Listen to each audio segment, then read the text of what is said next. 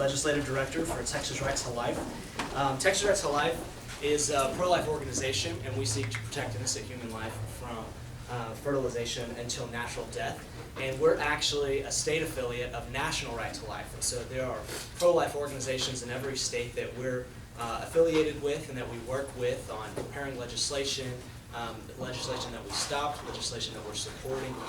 And whenever I go to these meetings where I meet people who work in these other pro-life organizations from other states, with our guys from California, our guys from New York, and we're talking about legislation. They're dealing with some big pressures and attacks on innocent human life right now. And whenever I'm talking to them, they say, "Oh, Texas, your job must be so easy, right? You probably never have to go to the Capitol because your bills just pass automatically." Well, that's not true at all, actually. No piece of legislation, whether it's pro-life, whether it's for traditional marriage, whether it's religious liberty, or anything that us in this room care about, no matter what the topic is, no bill passes automatically. If it's a good bill. Bad bills pass automatically all the time, right? Because nobody pays attention. But good bills that we in this room specifically care about are not just going to happen without your support. So I am encouraged that you guys are here, and encourage you to keep coming back to the Capitol during this small window of the legislative session to meet with your legislator, to talk to your senator and to their staff, and encourage them to pass these bills that we do care about. I want to kind of give just a few points, just kind of a few guidelines and suggestions on how you can be most effective when you're meeting with your legislator, when meeting with your legislator's staff, and just kind of trying to promote some of these issues that we care about in the Capitol. The first one is that a lot of us in this room, we're here every day, we're working in the Capitol, we're talking about these issues, and for some of us, it's actually our job to go and talk about these issues. So whenever I walk into an office to talk about a pro-life bill, that office, they know that's my job. They expect me to come talk about that, and they never have to ask, "Why are you here?" They always know why I'm there. Whereas for citizens, it's actually, it's a surprise that you actually care deeply about something. So it's important, and you're more effective than I am when you go to your legislator and tell them that you're taking time off of your regular job when you've come to the Capitol to talk about this issue. You're very effective. And if there's a legislator that we're having a hard time convincing, we're providing them with the studies, we're providing them with the legal, case history, and we're kind of giving them all this material. The big guns that we have to convince that legislator is to send their constituents. Having their constituents in their office talking about these issues is a lot more effective than anything I or my staff can do. So I want to encourage you is that no matter what your issue is or what arguments you have, just that fact that you're a citizen getting engaged, talking to your legislator about these issues you care about is extremely important. And I encourage you to kind of carry that message out to your friends, and for those who agree with these causes as well. These elected officials, they work for you. You're the one that sent them to this job, and you're the one that's going to have to decide in the next election whether they deserve the job again. And so they want to hear from you. And it's good for you to tell them how you think they're doing, and make sure that you know what you're going to be testing them on. Whenever it comes back to election time, and you're looking at whether my legislator promoted the ideas I vote for, it's good for you to tell them, like, I'm looking at these issues. So I go, even though my representatives, I live here in Austin, so my representatives are not pro-life, my senator and my representative not pro-life, I still tell them, our story. They know our family. We visited with them before, and they know that we care about these issues, and they know that they've lost my vote because of their track record on this issue. And I think that's a fair thing to do. We can still have a good relationship and be civil, even though we disagree. So just the first thing is you are effective. The second one is when you go into your office, so you can locate your legislator, your senator, and go. And I encourage you, if you're going to be there all day and you haven't scheduled a meeting yet, go to their office first thing and see if there's any openings in the schedule. Tell them you would like to meet with the legislator, meet with the senator, and see if there's a time that works for them for you to talk to the legislator. If it's the day of and you haven't scheduled ahead, then you might be meeting with staff. And the staff is important. Don't overlook them. They actually make that office run. They're actually the employees. So their boss is, part-time. He has work going on. He or she has work going on back in the district. And the staff is the ones who actually stay there at the Capitol, write the bills, do the research, prepare the materials for the elected officials. So don't overlook the staff. They're actually very important. So meeting with them is not a downgrade. But when you go, be personal. Be yourself. Explain why you care about this piece of legislation. Don't try to just copy Kathy's talking points or my talking points or Ann's talking points about an issue or a bill. Actually go in and tell them why you personally care about this pro-life bill, why you personally care about these Second Amendment rights that we've been talking about. So be personal. That's a lot more. That's a lot more effective than you going in and trying to act like a lawyer or trying to sound like a doctor, or, reciting certain jargon and things like that. Now, if you are a lawyer or a doctor, absolutely, use that, and we need you to talk. We need pro-life doctors and lawyers to talk about our issues. But if you're not, still be yourself. That's more effective. And so the first thing is explain why you care about this issue. You go in there and you say, this is why I'm pro-life.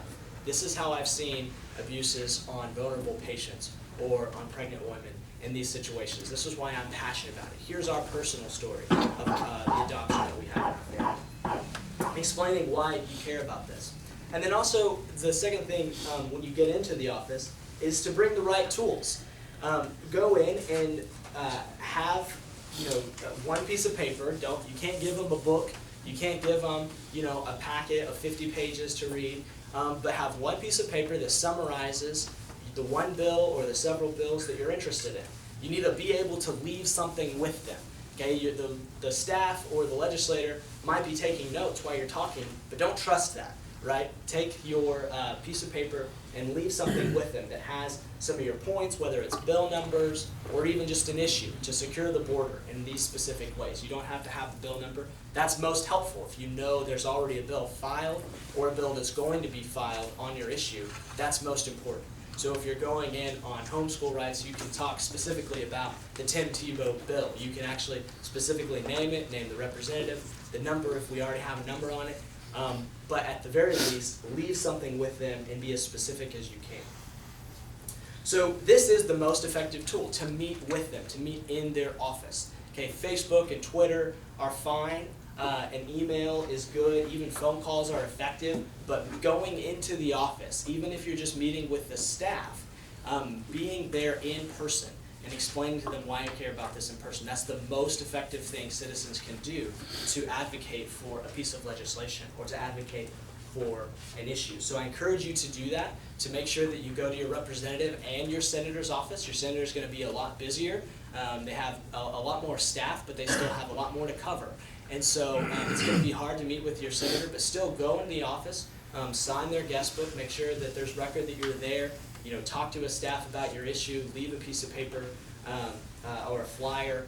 All of the groups represented here, we have handouts for you. We have flyers for you. We have details in our website about the issues. So you can definitely copy and paste from us or just download sheets for us or ask us like for handouts to take into the Capitol. So leave that. And the last thing I'll say is just beware of the delay tactics. When you go into a meeting, there's a lot of areas that I've seen well-intended pro-lifers who are passionate about their issue get sidetracked. And it's kind of awkward, it's kind of hard sometimes if you haven't done it before to go and have one of these meetings. But there's a few kind of notorious delay tactics that offices do, and staff and elected officials do this, to minimize the awkward conversation that you're there to have them with. Because you're there to ask them their position on a bill. You're there to tell them why you support this bill and then see if they support it as well. And that's hard. You're putting your elected official on the hot seat, and or the office on the hot seat, and they don't want to be there.